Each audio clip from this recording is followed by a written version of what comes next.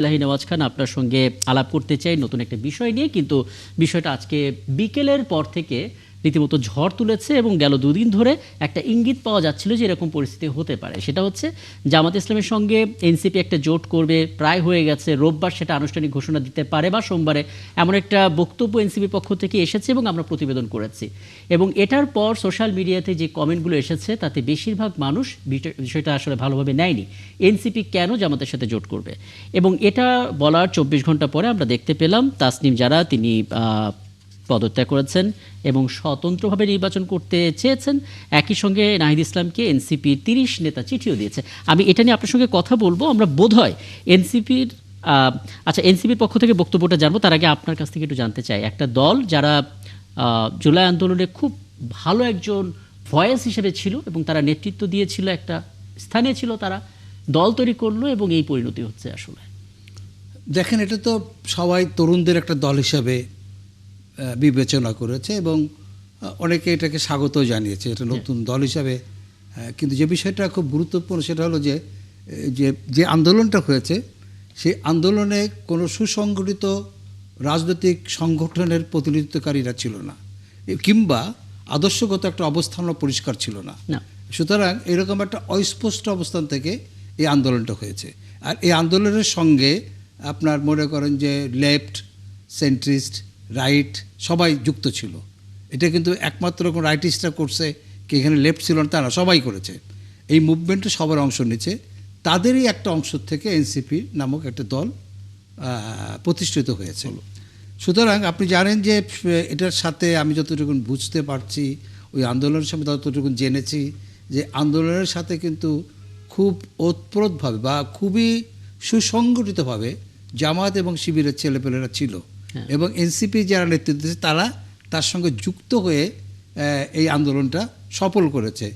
সেক্ষেত্রে ওদের সাথে একদল লোকের সখ্যতার একটা ব্যাপার থাকতে পারে, সেটা দল গঠনের পরেও সেই ইনফ্লুয়েন্সটা কাজ করতে পারে।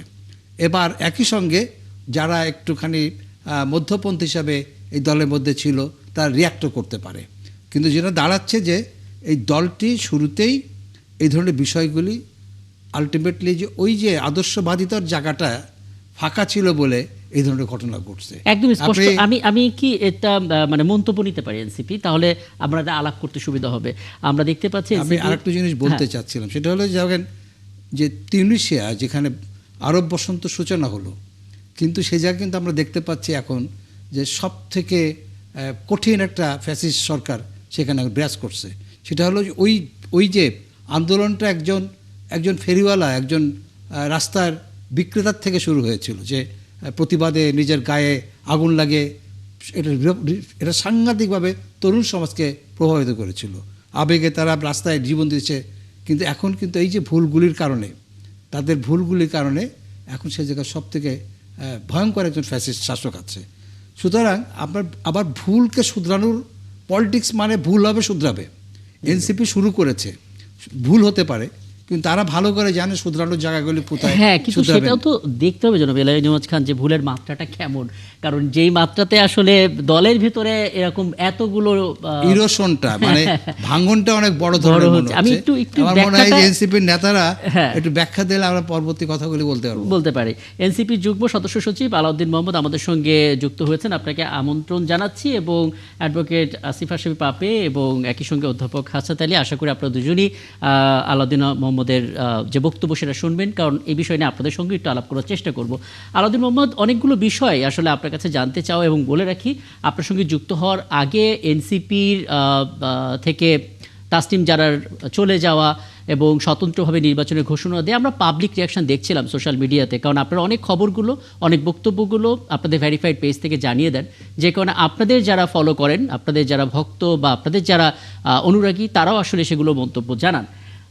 দুটো বিষয় আমি আপনার কাছে জানতে চাই। ঠিক কোন মতাদর্শের মিল থাকার কারণে এনসিপি আসলে জামাতের সঙ্গে জোট বাঁধতে চাইলো? মানে এর পেছনের কারণটা কি? শুধুই কি নির্বাচনে জিততে হবে একটা শক্তি তৈরি করা, নাকি আদর্শগত বা মতাদর্শগত মিল আপনাদের ছিল? এবং দ্বিতীয় বিষয় হচ্ছে, আজকে তাসনিম যারা কথা বলছি, আমরা জানি না আর কোন কোন নারী নেত্রী এই পদত্যাগের ডিসিশনটা নেবেন। এনসিপি আসলে কি ভাবছে এই প্রেক্ষাপটে? দুটো বিষয় একত্রে। জি আপনাকে ধন্যবাদ।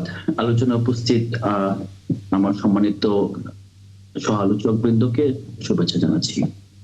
আপনি যে বিষয়টি বললেন এটা সত্যি যে এনসিপি যেভাবে তৈরি হয়েছে এটা কোনো মতাদর্শিক সংগঠন হিসেবে তৈরি হয় নাই। এটা জি। মূলত বিভিন্ন মতাদর্শিক মানুষকে একত্রিত করে গণঅভ্যুত্থানে যারা অংশগ্রহণ করেছে, যারা গণঅভ্যুত্থানকে ধারণ করে, মূলত শুরুটা সেভাবে হয়েছিল। আম, এখন রাজনৈতিক দল হিসাবে চর্চা করতে গিয়ে সবচেয়ে বড় বিষয় হলো একটা রাজনৈতিক দল একটি প্রতিষ্ঠান। একটা প্রতিষ্ঠান, এখানে আপনার অনেকগুলো মত একসাথে মিলিত হবে, এটাই স্বাভাবিক। কিন্তু যখন গণতান্ত্রিক ভাবে সেখানে সিদ্ধান্ত গ্রহণ করা হবে বিভিন্ন বিষয় বিবেচনা করে, বিভিন্ন সময় বিভিন্ন বিষয় বিবেচনা করে, তখন এটা এক্সপেক্টেড যে এই বিষয়গুলোকে সবাই স্বাগত জানাবে। এখন কেউ যদি স্বাগত নাও জানায়, ডিসেন্টও জানায়, এখন সেও স্বাভাবিকভাবে ভিন্নমত রেখেও আপনার সংগঠন করতে পারে। আবার তার স্বাধীনতা আছে যে সংগঠন ছেড়েও দিতে পারে। এটা ব্যক্তির নিজস্ব অভিমত এবং নিজস্ব রাজনৈতিক দৃষ্টিভঙ্গি এবং তার রাজনৈতিকতার বিকাশের একটি পর্যায়। মূলত আপনি যে প্রশ্নটি করলেন যে এনসিপি জামাত ইসলামের সাথে আসলে ঠিক কিসের ভিত্তিতে জোটবদ্ধ অথবা আলাপ আলোচনার মধ্যে দিয়ে যাচ্ছে, এখনো জোটবদ্ধ হয়নি, হয়তোবা জোটবদ্ধ হবেও না, হয়তো নির্বাচনকালীন একটি আসন আপনার সমঝোতার ব্যাপারে যেতে পারে। এই যে একটা বিষয় আপনি প্রশ্ন করলেন, মূলত আমরা যে সময়ে রাজনীতিতে নেমেছি, আমরা মূলত জুলাই গণঅভ্যুত্থানের মাধ্যমে বাংলাদেশের জনগণ রাজনৈতিক আদর্শ, ধর্ম, বর্ণ, তারপর সামাজিক অবস্থান, ক্লাস নির্বিশেষে এক হয়ে গিয়েছিল এবং সবার মধ্যে একটা পরিচয় ছিল, সবাই বাংলাদেশী, এবং সবার মধ্যে সেই নাগরিক বোধটা ছিল, একটা গণতান্ত্রিক মূল্যবোধ ছিল যে তারা সত্যিকার অর্থেই বাংলাদেশে যে পরিবর্তন হবে সেই পরিবর্তনে তারা অংশীদার হবে এবং নতুন বাংলাদেশের স্বপ্ন দেখেছিল। এখন নতুন বাংলাদেশের স্বপ্ন দেখে কিন্তু আমার মতো বিশ্ববিদ্যালয় শিক্ষকও চাকরি ছেড়ে আমরা রাজনীতিতে এসেছি, আরো অনেকে এসেছেন।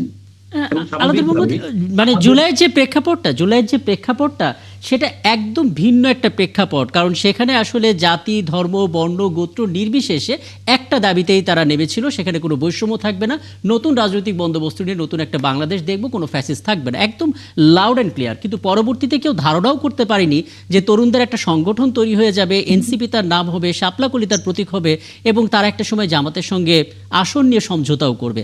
প্রশ্নটা আসলে এখানে, মানে অনেকে আগে থেকে এই ন্যারেটিভটা দেওয়ার চেষ্টা করছিল যে এনসিপির মধ্যে হালকা জামাতের ফ্লেভার আছে। এখন তো এই কথার পর একটু বেশি চড়াও হয়ে যেতে পারে, সেটা আবার আপনাদের রাজনীতির পথে আলাদা একটা বাধা তৈরি করতে পারে কিনা?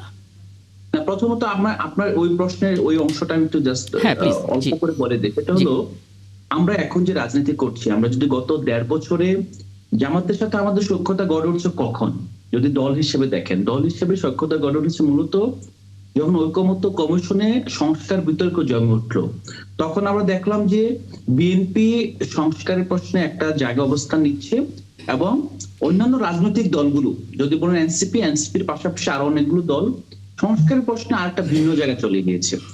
তখন একই জিনিস পরিলক্ষিত হয়েছে যে জামাত ইসলাম অথবা ইসলামিক রাজনৈতিক দলগুলো সংস্কারের যে পোলারাইজড একটা অবস্থানে গিয়েছে, নিম্ন কক্ষে পিয়ার লাগবে কিংবা এটা না হলে ওটা হবে না, এনসিপি কিন্তু তখন সেই পক্ষে যায় নাই। এনসিপি তারা স্বতন্ত্র অবস্থান বজায় রেখেছে। এনসিপির অবস্থানটা আপনি যদি সংস্কার বিতর্কে দেখেন খুবই প্রচ্ছন্ন এবং স্বতন্ত্র। সেখানে আপনি বলতে পারবেন না এনসিপি কারো ছায়া, অথবা এনসিপি আপনার এখানে এই দলগুলোর সাথে জোটবদ্ধ ভাবে বিতর্ক করছে। এনসিপির প্রতিটা বিতর্কে একটা মেরিট ছিল।